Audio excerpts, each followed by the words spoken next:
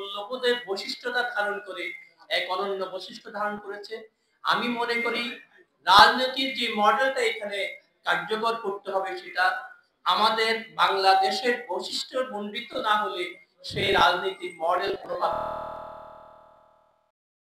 Political model and economic model আমাদের এখানে develop করা উচিত বলে আমি মনে করি। ঠিক তদ্রূপ সংস্কারকেও কাঠামোগত সংস্কার এবং প্রাতিষ্ঠানিক সংস্কারও সেই আলোকে আমাদের লোকায়ত মূল্যবোধের আলোকে আমাদের ঐতিহ্য সংস্কৃতি মুক্তিযুদ্ধের চেতনার আলোকে এখানে সংস্কার এবং প্রাতিষ্ঠানিক সংস্কারকে এগিয়ে নিতে হবে। সংস্কার এবং কাঠামোগত সংস্কার চলমান প্রক্রিয়া। আজকে সংস্কার আমরা কোনটি করব?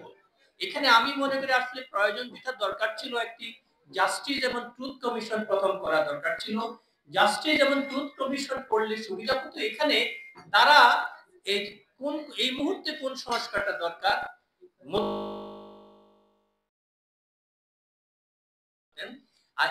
বর্তমান সরকার ৬টি সংস্কার কমিশন করেছে, তারা অনেক বড়